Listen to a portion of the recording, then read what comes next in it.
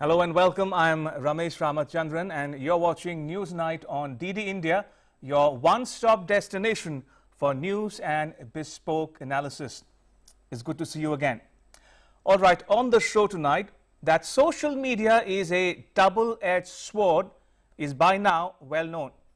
What you tweet on Twitter, post on Facebook, or share on Instagram has the potential to help or harm people. So, it goes without saying, one ought to use social media with certain caution.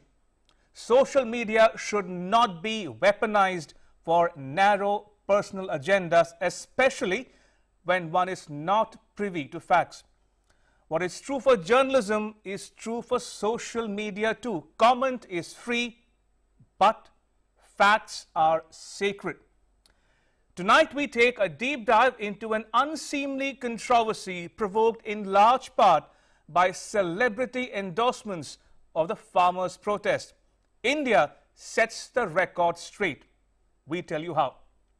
Also on the show, Indian Armed Forces to get 83 Tejas light combat aircraft built by the state-run Hindustan Aeronautics Limited in what's dubbed as the biggest deal in indigenous military aviation sector. And the latest from the Aero India 2021 at Bengaluru. Plus updates from India and the world, all that and much more coming up over the next 1 hour. But first, as always, the headlines. India advises foreign celebrities to check facts related to farmers' protest before commenting about it in social media, cautions them against indulging in sensationalism.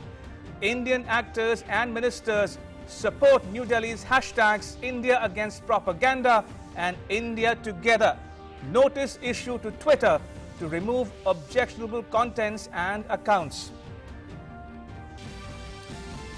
Supreme Court refuses to hear a petition seeking a probe into the violence unleashed in Delhi on 26 January, asks petitioners to approach government. Delhi police announces a cash reward for information leading to arrest of accused. Farmers groups share their views on new farm laws with a committee set up by the Supreme Court.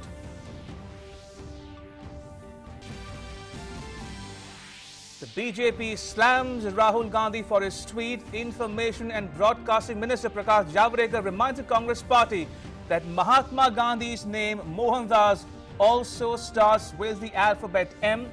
BJP spokesperson Sambit Patra accuses Rahul Gandhi of playing politics over farmers' protests and inciting unrest. The Rajya Sabha discusses motion of thanks on the President's address. Duration of discussion increased from 10 hours to 15 hours. 3 Aam Aadmi Party lawmakers removed from the chamber for unruly behavior. Opposition creates a ruckus in the Lok Sabha too, disrupts proceedings.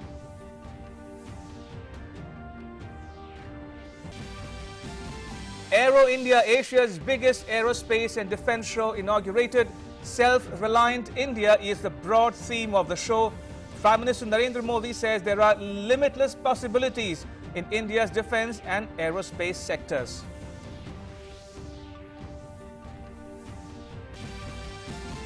Defense Minister Rajnath Singh says India is facing up to the challenge of combating state-sponsored terrorism.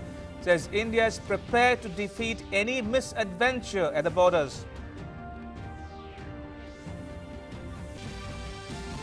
BJP President JP Nadda on a 2-day visit to Kerala attends many party functions, asks party leaders to oust the ruling party from power, says public has lost faith in the state government.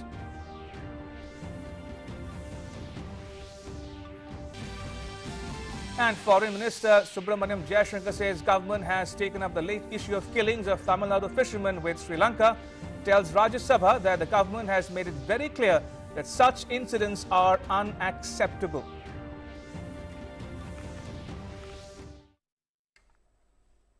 Right, let me dive straight into our cover story. They say a little knowledge is a dangerous thing, and it's true of some people who have an exalted sense of their own importance. And if you're a celebrity with millions of followers on social media, you tend to fall victim to it that much more quickly. And when that happens, you end up creating a situation like American singer-actor Rihanna did, which is wholly uncalled for and eminently avoidable. Here's more. Unsolicited, condescending, misleading, and misplaced. India came down heavily on foreign celebrities using social media to spread falsehoods about a 2-month-old protest by farmers and foment unrest in the country. It used the hashtags India Together and India Against Propaganda to censure and caution them against indulging in sensationalism. The Indian Foreign Ministry spokesperson issued a strongly worded statement. It read, "Before rushing to comment on such matters, we would urge that the facts be ascertained and a proper understanding of the issues at hand be undertaken. The temptation of sensationalist social media hashtags and comments, especially when resorted to by celebrities and others, is neither accurate nor responsible." In a point-by-point rebuttal of the claims and comments made by celebrities such as singer and actor Rihanna from the Caribbean nation of Barbados, the spokesperson said, "A full debate and discussion on farm laws was held in the Indian Parliament. Only a very small section of farmers in parts of India have some reservations about these reforms. India offered to keep the laws on hold, which was iterated by Prime Minister Narendra Modi himself. Instead, some vested groups unleashed violence and vandalism in Delhi on 26 January, the day India celebrated its Republic Day. Indian police forces handled these protests with utmost restraint.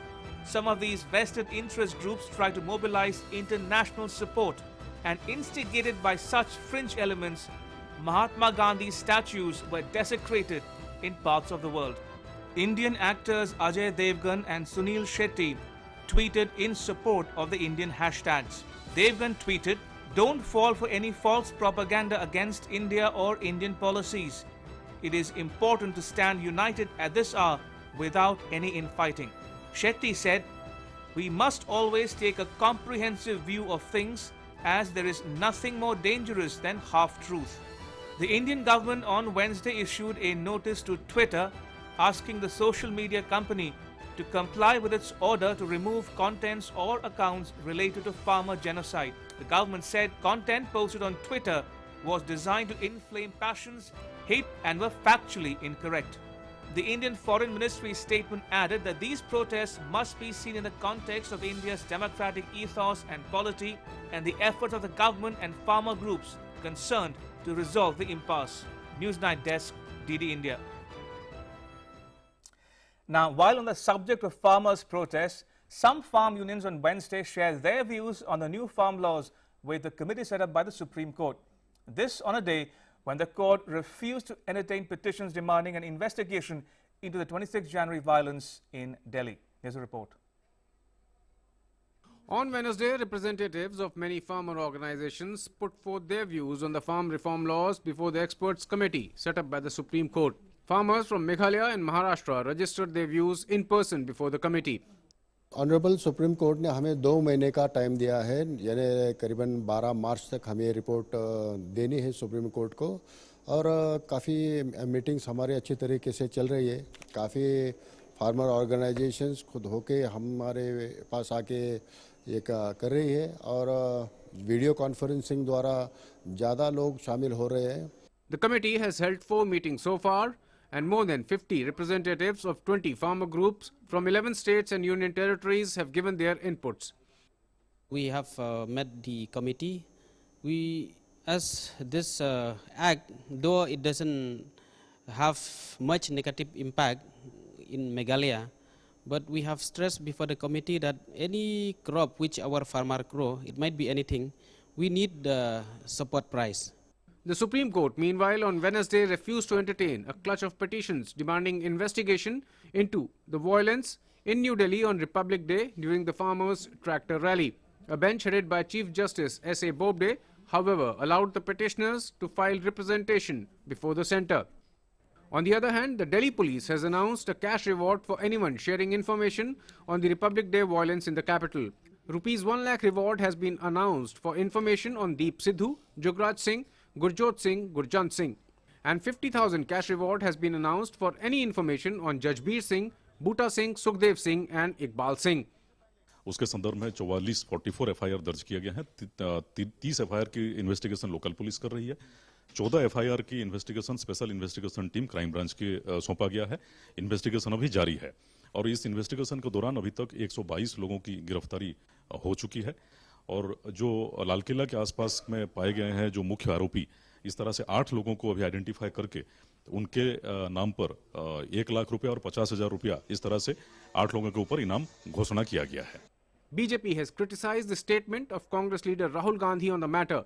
Party has alleged that farmer issue is being used by vested interests to further their political agenda. कहीं न कहीं पुनः किसान बंधुओं के कंधे पर बंदूक रख के अपनी राजनीतिक रोटी सेकने की कोशिश राहुल गांधी जी ने की और साथ ही साथ पुनः किसानों के माध्यम से लोगों को भड़काने का जो प्रयत्न राहुल गांधी ने कहा और किया, वो आज हमने देखा है। अरे राहुल जी, ये तो किसानों का आंदोलन, किसान तो कह रहे हैं कि उनका राजनीति से कोई सरोकार नहीं है, उनका किसी राजनीतिक पार्टी से कोई मतलब नहीं है, तो आप उनके पैरोकार बन के उनके माध्यम से बातचीत करने का जो प्रयास कर रहे हैं, वो किस लिए कर रहे हैं?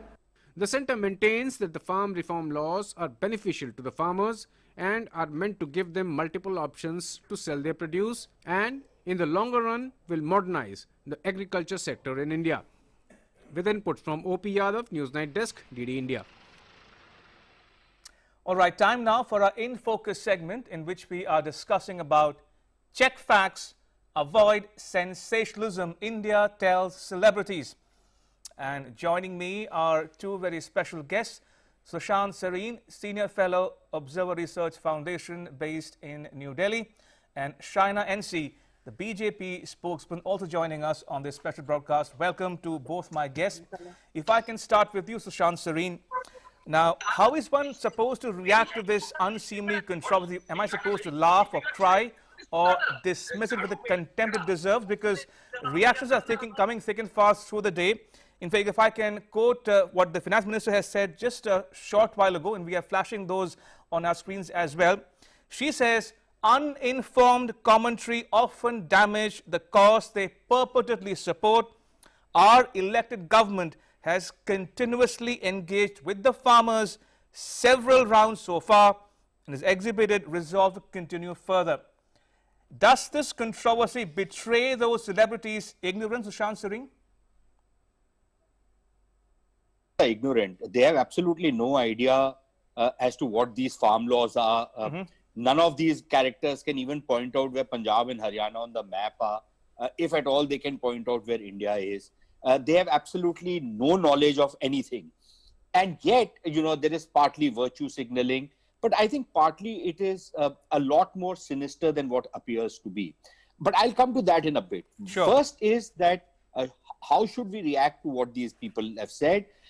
One way is the way we have reacted today. My own preference would have been if we had lampooned them, you know, if the government had to issue a statement rather than issue such a long-winded statement and taking these people seriously. I think we should have simply lampooned them, we should have mocked them, and we should have treated them with the kind of contempt they deserve. That would have been my personal preference. Okay.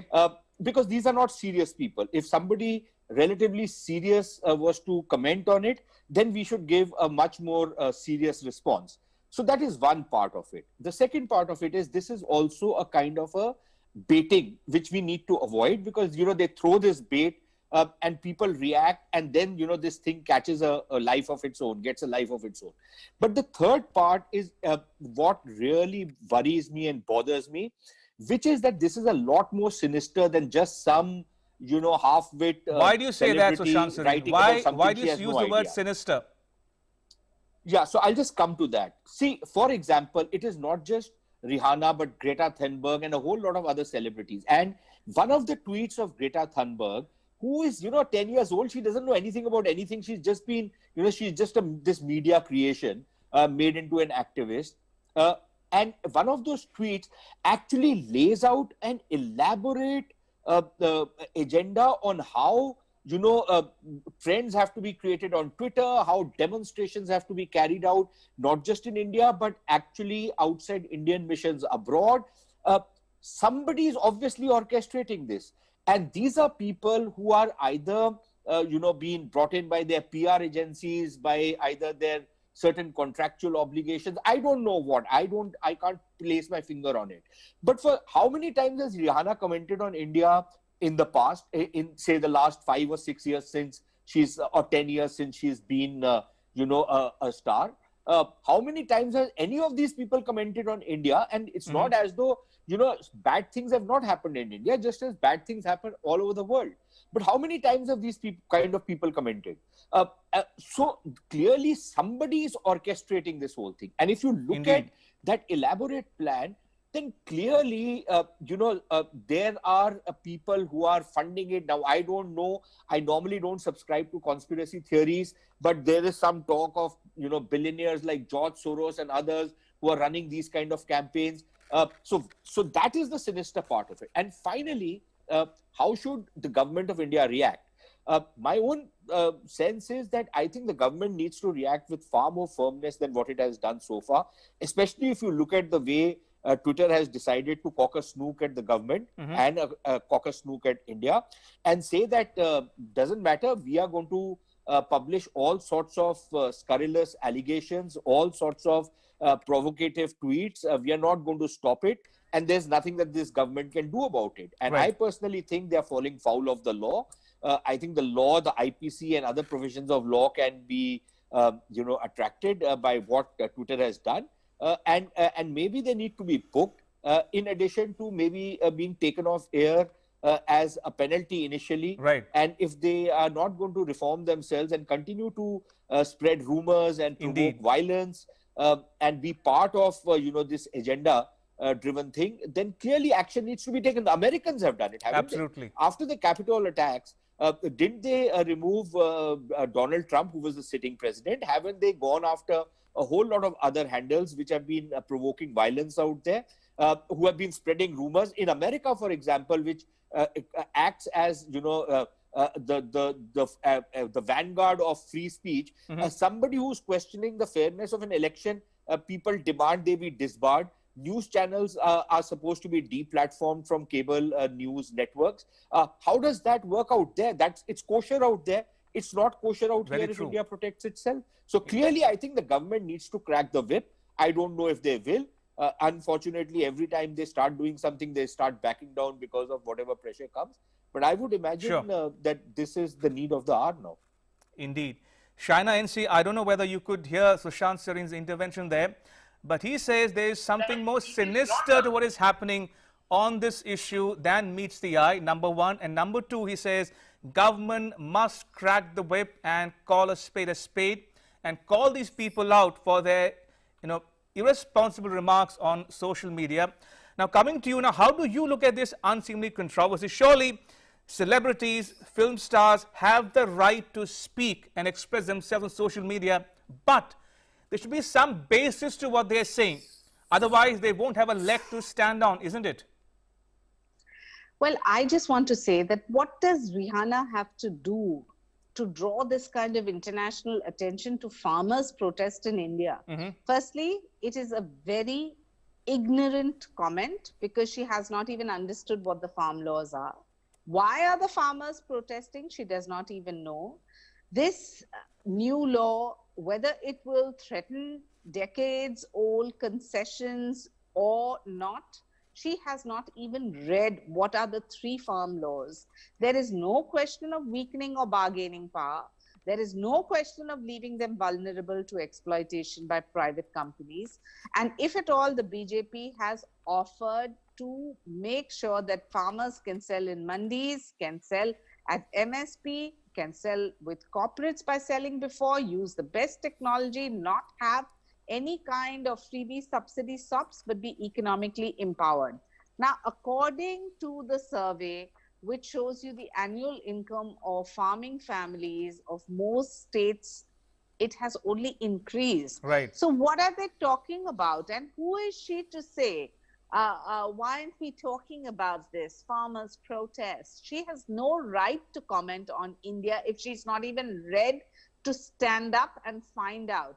And who is Greta Thunberg to say that we stand in solidarity with farmers' protests? Why shouldn't the Indian government react and respond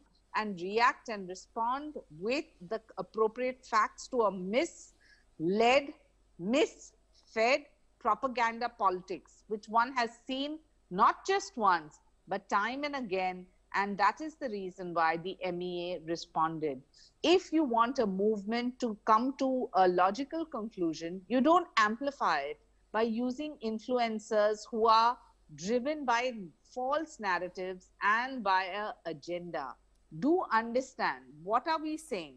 India first. What are we saying? Farmers first. What are we saying? There is no human right violation going on. So if they are going to just misread or misuse, or a Meena Harris is going to come up and say that, oh, there is, a reason to talk about protesting farmers in India, please mind your own business is all I want to say. The Modi government and our Prime Minister has reached out to farmers. The dialogues and discussions are on. We are sensitive to their issues. And if you believe that just because you are a celebrity, you are going to mislead the youth of India and overseas, that's not happening, because the democracy rules and majority of India stands with Prime Minister Modi. Indeed. Shaina NC and Sushants, I don't know whether you are able to watch the screens, but we were playing out the entire statement of the Indian Foreign Ministry in toto there on our screens. And if I can, talking about facts, I want to recap for the benefit of our viewers who might be tuning in. What did the Indian government say? India said, we had a full debate and discussion in Parliament, point number one. Number two, only a very small section of farmers actually oppose these reforms. India even offered to put these laws on hold. What did the farmers do instead? Some sections indulged in wanton violence in Delhi on 26 January. And interestingly, the Delhi police acted with utmost restraint in the face of grave provocation. But groups tried to mobilize support globally as well. And we saw what happened to Gandhi statues in several countries. On that point, coming to Sushant Sareen now. Sushant, I want to probe you a little further on what you said just moments ago, referring to your sinister, conspiracy theories behind this incident. Now, I want to probe you further. You spoke about George Soros, for instance. Are you referring to state and or non-state actors in particular who could be behind fomenting this unrest or attempting to foment unrest in India? Look, I don't know who is behind it. Who could be possibly? What is very clear is that somebody is orchestrating the whole thing. Right. Whether this is a state, this is...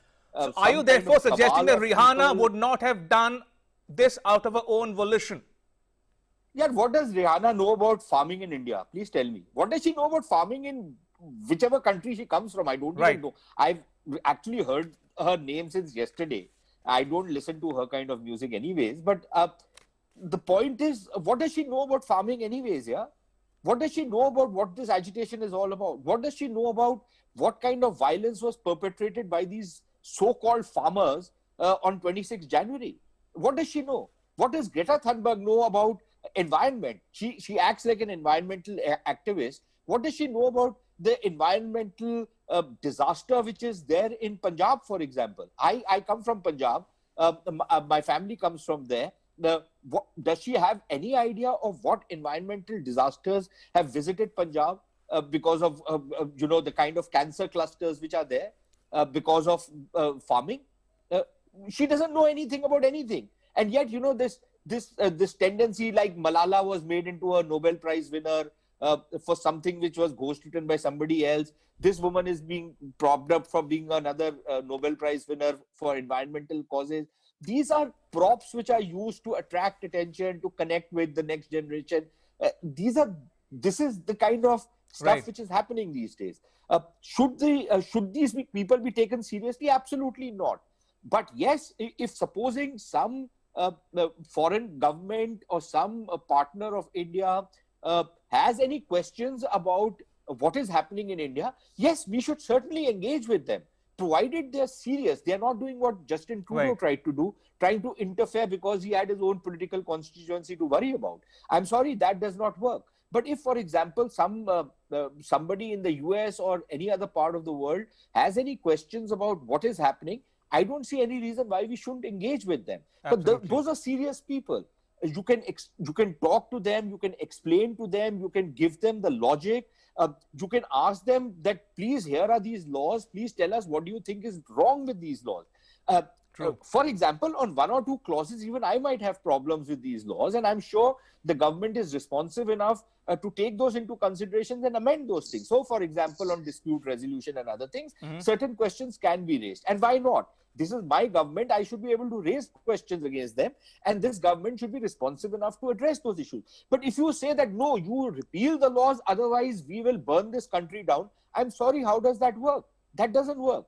So we can very easily explain to some of these countries. Incidentally, many of these countries and their leaders and their celebrities who are making such a big song and dance about it are precisely the countries which have actually opposed whatever subsidies and other facilities are given by the Indian government to these farmers. So at one level, some of these characters, including the members of parliament in these countries, oppose the Indian subsidies and the Indian facilities given to farmers in WTO and on other forums, and yet they say that, you know, India needs to give these things to farmers.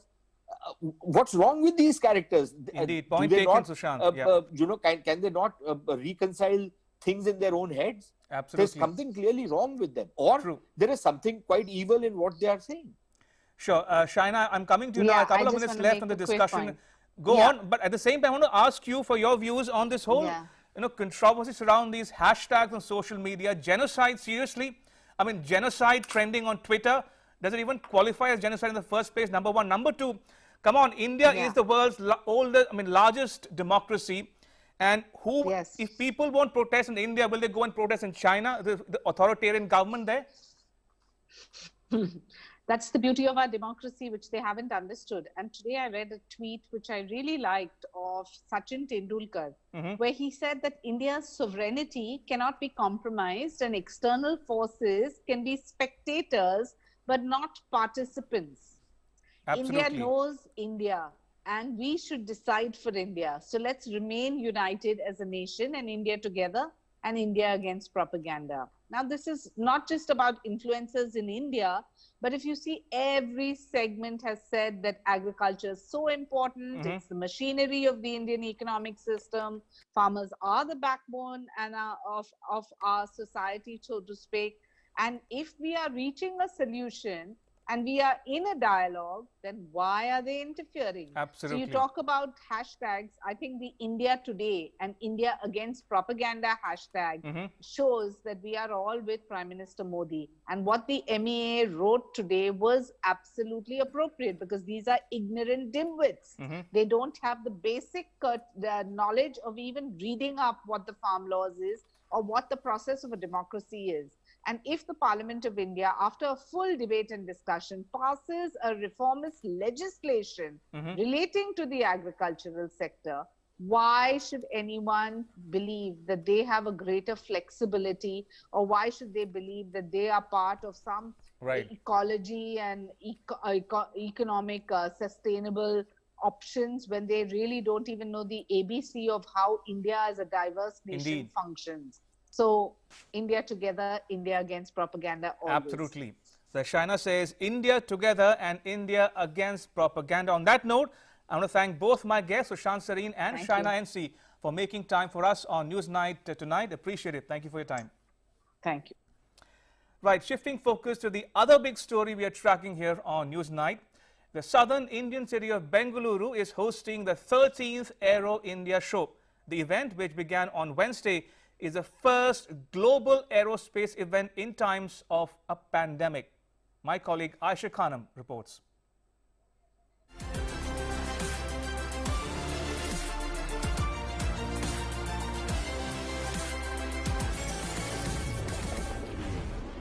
The 13th Aero India show, Asia's premier aeronautical air show, began in Bengaluru on Wednesday.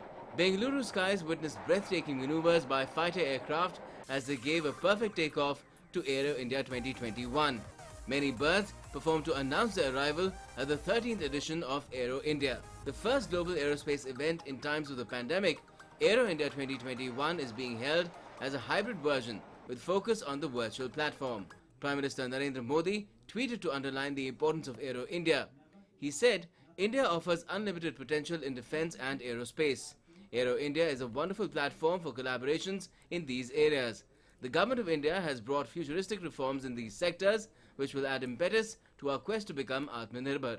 Defence Minister Rajnath Singh said that the nation is ready to reply to any misadventure by the adversary as far as the territorial integrity and sovereignty of the nation is concerned. India is a victim of state-sponsored and state-inflicted terrorism, which is now a global threat.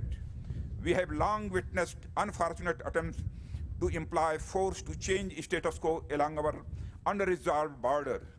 India is vigilant and prepared to counter and defeat misadventure to defend our people and the territorial integrity at all costs. In another milestone event, the government on Wednesday formally sealed the 48,000 crore rupees deal to procure 83 Tejas light combat aircraft from state-run aerospace behemoth Hindustan Aeronautics Limited. The deal is the biggest ever in the indigenous military aviation sector. The contract was handed over by the Ministry of Defence to HAL at the inaugural ceremony of Aero India 2021 in the presence of the Defence Minister. We have taken many steps to strengthen our security apparatus recently. Domestic manufacturing of bigger and complex defence platforms has now become the focus of our policy under the Atmanirbhar Bharat Abhiyan. We plan to spend $130 billion on military modernization in the next 7 to 8 years. Aero India began with the awe-inspiring display by the Surya Kiran acrobatic team and outstanding maneuvers by Sarang helicopters. Highlight of this edition, unarguably, is the flypast by iconic US bombers B-1B Lancer aircraft. Indian AWACS, Sukhoi Mk-30I fighters capable of launching BrahMos supersonic missiles also took part in the flypast. I would like to mention that our Prime Minister and Defence Minister have given us a new goal of Atmanirbhar Bharat, which will complement Make in India. So our goal is to make as much as possible in India, develop the indigenous technologies and convert it to a revenue.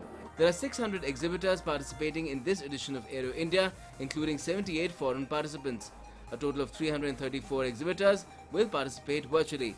About 15,000 people are expected to attend the exhibition being held at the Yelahanka Air Force Station, much lesser than the 40,000 last time. In view of the COVID-19 protocol, this year's edition will not have a day where the general public is allowed to visit. Aero India 2021 began with the boom of 3 Rafales, 3 Indian Air Force Rafales. But this was just the prelude. The mainstay of the air display were technologies that are made in India. For example, the light combat helicopter, the light utility helicopter and the LCA Tejas. With camera person AMG Surendra and Saurabh at the Yelahanka Air Base in Bengaluru, this is Nandita Dagar for DD News. Now, India will host the Indian Ocean Region Defence Ministers Conclave on 4th February on the margins of the Aero India 2021 at Bengaluru. Enhanced peace, security and cooperation in the Indian Ocean will be the overarching theme of the conclave. The event will commence with a welcome address by the Defence Secretary and addresses by the Defence Ministers of participating nations. Defence Minister Rajnath Singh will give the concluding remarks. The conclave aims to promote dialogue and foster peace, stability and prosperity in the Indian Ocean region. The Defence Ministers' conclave will be followed by 2 seminars. They will be organized on 4th and 5th February. Moving on the 4th day of the budget session of Parliament, lawmakers discussed the motion of thanks on the President's address. It was agreed beforehand that farmers' issues would be discussed during the motion of thanks to the President's address. Accordingly, we decided that the discussion would last 15 hours. As soon as the discussion took place in the Rajya Sabha after opposition agreed on the motion of thanks to the President's address, 3 MPs of the Aam Aadmi Party created ruckus. When the ruckus continued even after chairman repeatedly urging the agitating MPs to go back to their seats, the chairman suspended the 3 MPs of the Aam Aadmi Party, Sanjay Singh, Sushil Gupta and ND Gupta, for a day. The proceedings of the House had to be adjourned for 10 minutes, following which discussion resumed.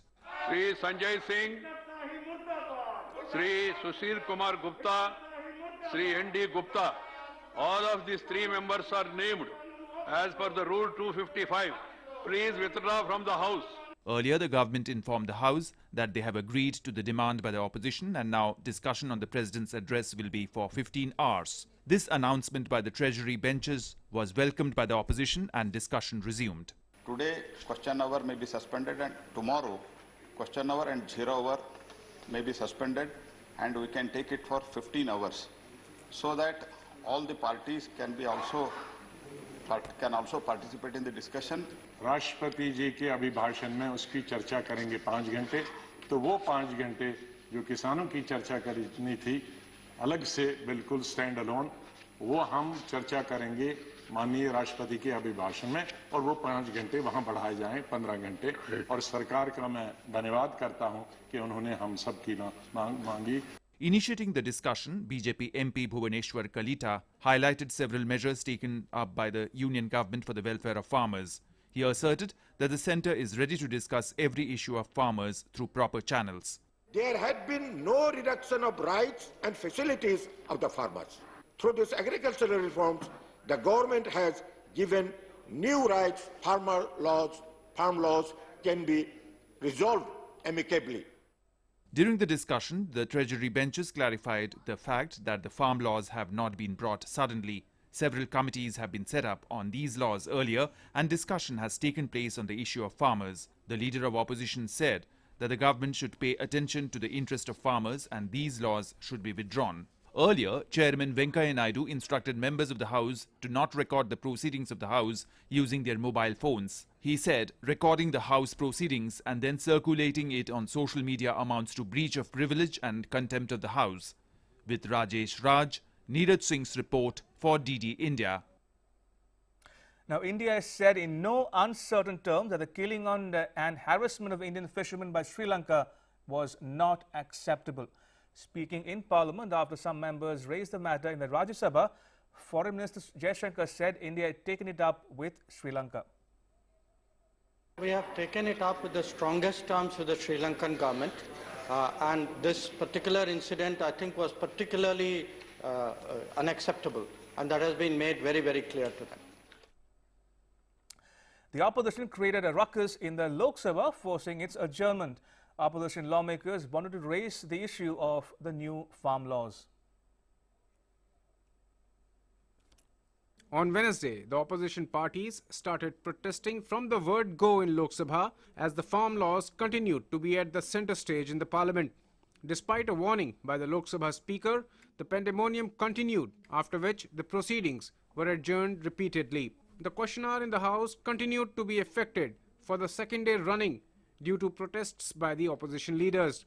Government alleged that the opposition parties had agreed to let the House proceedings run in a meeting with the members of Treasury benches, but the leaders resorted to creating a ruckus when inside the House. ये बहुत दुर्भाग्यपूर्ण है कि DMK से हमारा बात हुआ था, तृणमूल कांग्रेस के साथ मेरा बात हुआ था, कांग्रेस पार्टी के नेता अधीर बाबू से बात हो, अधीर रंजन चौधरी जी से बात हुआ था, और ये सब लोग एग्री हो गए थे।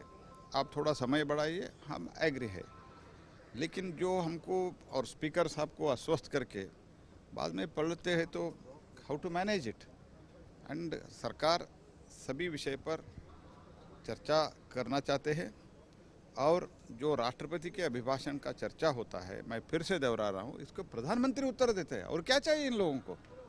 और प्रेसिडेंट है, बजट सेशन में पहले राष्ट्रपति का अभिभाषण का चर्चा और यूनियन बजट पारित होना, ये प्रेसिडेंट है, वो प्रेसिडेंट भी मानने के लिए तैयार नहीं है, और राष्ट्रपति के अभिभाषण में जरूर सब कुछ जो वो लोग चाहते हैं वो चर्चा में बोल सकते हैं। So much was the pandemonium created by the members that Speaker Om Birla had to single out Bhagwant Maan of Aam Aadmi Party and warn him. मैं फिर आप लोगों से निवेदन कर रहा हूं कि शून्यकाल में आप चुने हुए जनप्रतिनिधि हो, जनता की समस्याएं, उनकी कठिनाइयां, उनके अभावों को सदन के माध्यम से सरकार तक पहुंचा सकते हैं।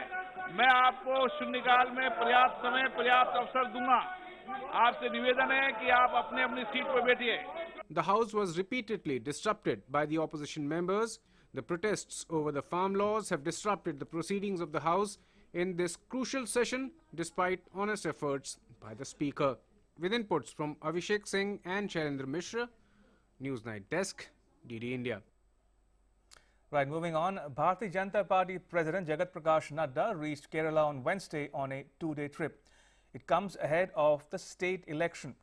Nadda slammed the ruling Communist Party of India Marxist-led government. He said Kerala Chief Minister Pinarayi Vijayan has lost credibility. The BJP chief blamed ineffective policies of the state government. I find that BJP is going to gain support from the people of Kerala as far as the ensuing Vidhan Sabha election is concerned. People are disgusted with the present government. It is a government full of corruption, rampant corruption. May it be gold smuggling case, the irregularities in the life mission, the sprinkler data scam, the K-phone scam, the e-mobility scam, and KIIFBI has certainly embarrassed the people of Kerala. Right, time now for all the news related to COVID-19 pandemic in India in our COVID Wrap segment. India's trajectory of leaping across landmarks in its fight against the global pandemic continues. On the one hand, in a significant achievement, India has become the fastest country in the world to reach the 4 million COVID-19 vaccination mark. On the other hand, with a high number of COVID patients recovering every day and the sustained fall in the mortality rate, India's steady trend of registering dipping active cases continues. India was among the top 5 countries in terms of number of COVID-19 vaccine doses administered to people. India continues to undertake its vaccination drive at a fast pace. The country has achieved this in just 18 days. We have rapidly developed these 2 vaccines, which are very safe. They have been tested on large populations not only in the country, but some of them in other parts of the world as well. And as we speak, we have vaccinated nearly 50% of our healthcare workers of the country. About 41 lakh people have been vaccinated with these 2 vaccines in the country. India's fight against COVID-19 is bringing daily successes on other fronts as well. 14 states and UTs have not reported any deaths in the last 24 hours, including Arunachal Pradesh, Tripura, Mizoram, Nagaland, Lakshadweep, Ladakh, Sikkim, Manipur, Puducherry, Goa, Odisha and Assam. The country's active cases have declined further to 1,60,057 in the last 24 hours. The active caseload of the country has fallen below 1.5% of the total cases. 11,039 new confirmed cases were recorded in the last 24 hours in the country. 14,225 new recoveries registered in the same period. It has led to a net decline of 3,296 cases from the total active caseload. The total recovered cases are 1,04,62,631. The national recovery rate, 97.08%, continues to be one of the highest globally. 31 states and UTs have less than 5,000 active cases. It is evident that if this double success against COVID-19 continues, it will not be too far when India will be able to completely win and control over the corona pandemic. Newsnight Desk, DD India. In other news, Mumbai's Deputy Municipal Commissioner Ramesh Pawar mistakenly drank a sanitizer while presenting the civic body's education budget on Wednesday. During his presentation, he picked up a bottle and took a sip from it. He realized afterwards that the bottle contained a hand sanitizer. He immediately spat it out. Pawar did not face any health issues and continued with his budget presentation. Officials said a water bottle and hand sanitizers kept on the table looked identical.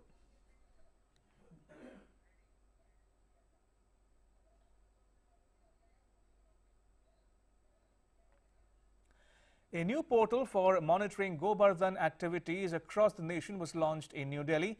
Gobardhan is an important component of ODF Plus under the Swachh Bharat Mission Phase 2. The Union Minister for Jal Shakti, Gajendra Singh Shekhawat, along with Minister for Fisheries, Animal Husbandry and Dairying, Giriraj Singh, launched the new portal. One can have all information related to Gobardhan activities in the country on this portal. And Minister of Fisheries, Animal Husbandry and Dairying, Giriraj Singh, said Gobardhan activities are helping farmers to explore opportunities in organic farming. National dairy development board उसका खाद बना रहा है, market कर रहा है और आज पूरे दुनिया में लगभग 178 देश ऑर्गेनिक खाद की ओर जा रहे हैं, जिसकी चर्चा माननीय करेंगे। और भारत भी धन्यवाद योग्य है कि यहाँ ऑर्गेनिक खेती की ओर ग्रोथ बहुत अच्छा है। अभी भी हम 18% पर हैं और ये जो 30 करोड़ जानवर हैं देश के अंदर में, ये 30 करोड़ कैटल है, बेफेलो हैं और एवरेज अगर हम 7 किलो गोबर लेते हैं तो ये गोबर धन कितना बड़ा धन किसानों के अंदर आएगा। To sports news now, the latest postponement of the Test series between Australia and South Africa has shaken up the ICC World Test Championship scenario.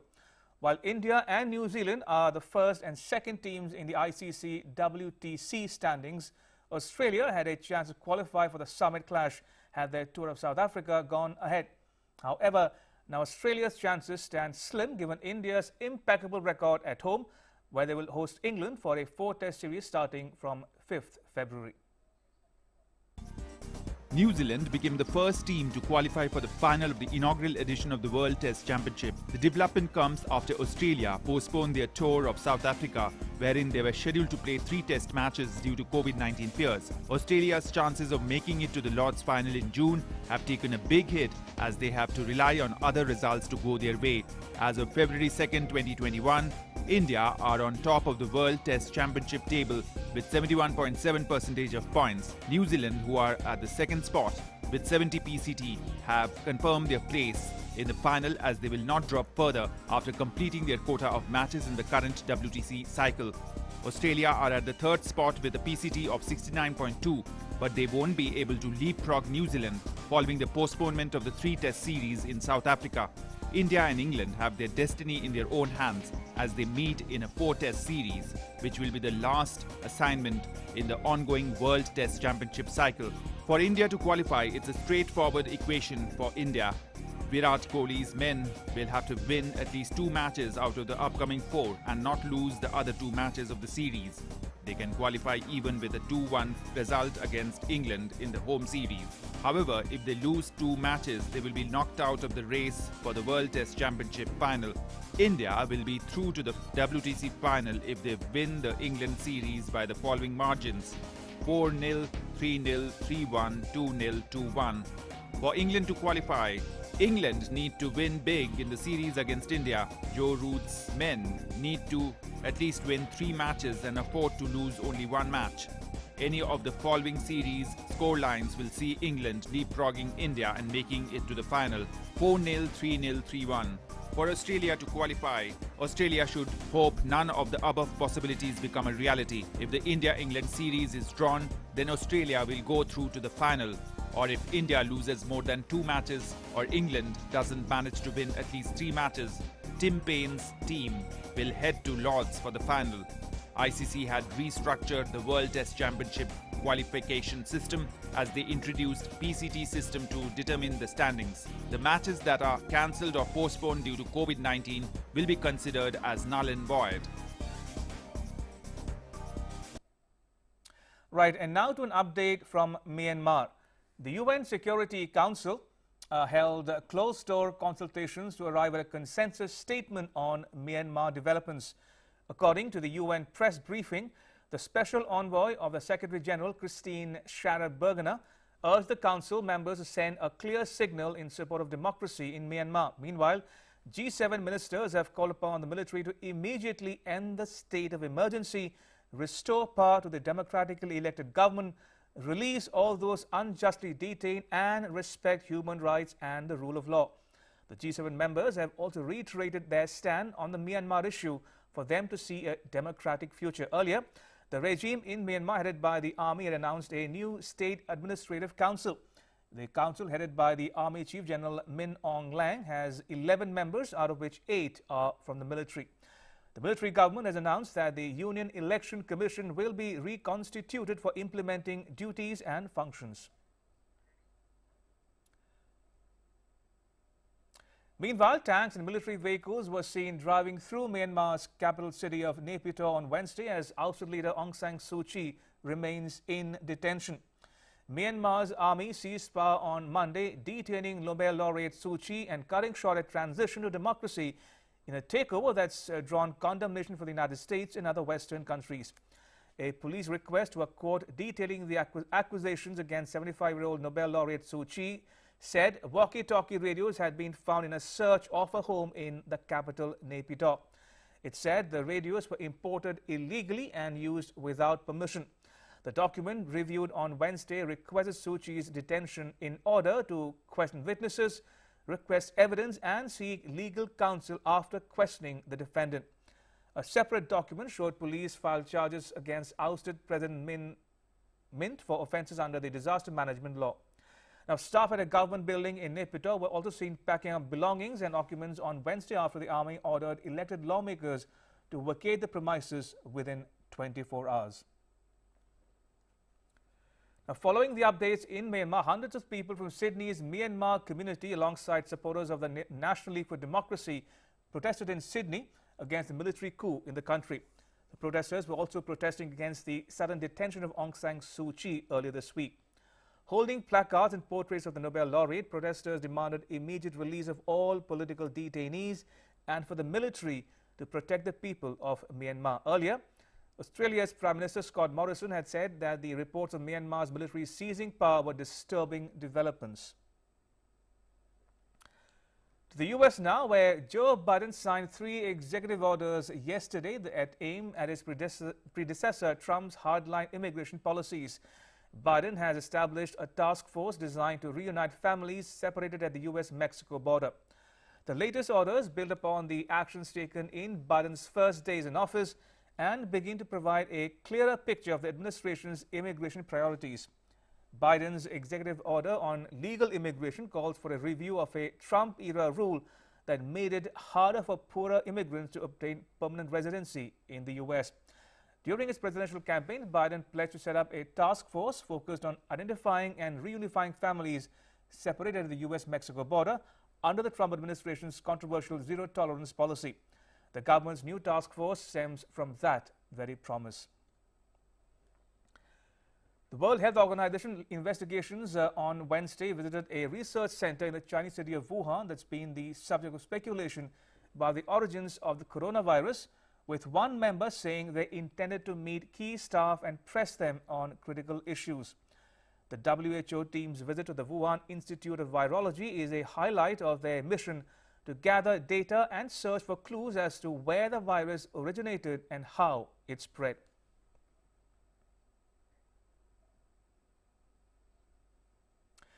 In Russia, opposition leader and fierce Kremlin critic Alexei Navalny was sentenced to 3.5 years in prison on Tuesday in a court proceeding that he condemned as politically motivated. Navalny made a hard gesture several times as he stood in the defendant's cage. Navalny's wife Yulia and several of his supporters were there to hear the court rule he had violated the terms of his parole, although he has said his prison term would be shortened as a result of time he had earlier served under house arrest. One of President Vladimir Putin's most prominent critics, Navalny was arrested at the Russian border on January 17 after returning from Germany, where he had been recovering from being poisoned with a military-grade nerve agent.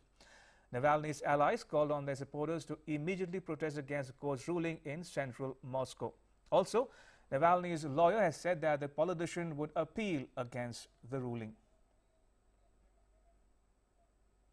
Mexico has approved Russia's Sputnik V COVID-19 vaccine for emergency use.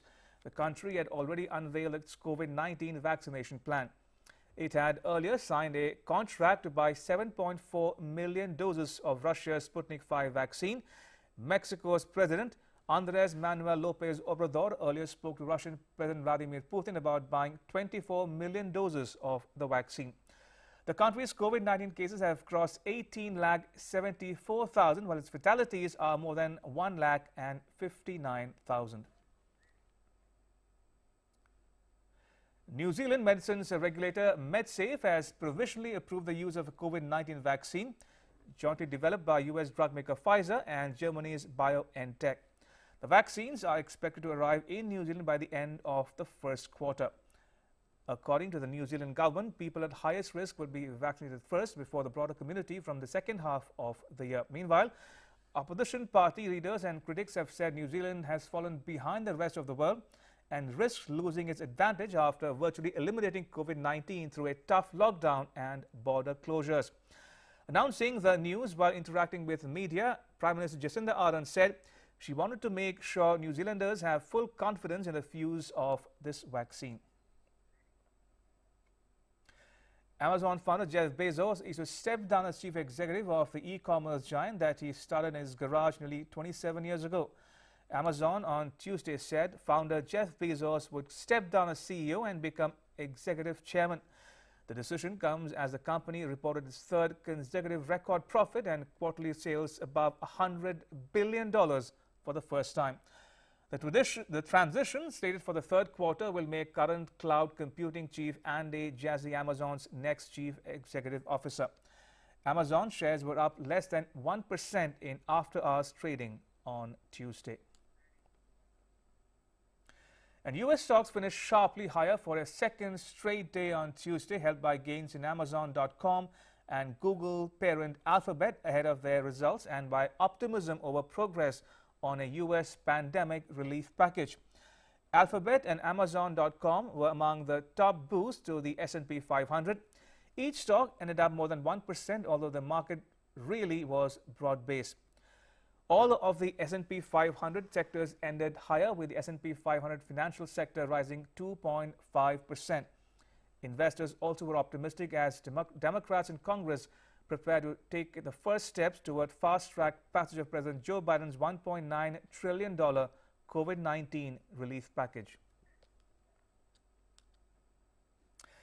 That's a wrap, but news continues here on DD India. You can catch all the latest updates on our social media, mobile and digital platforms. Thanks for watching. Bye-bye.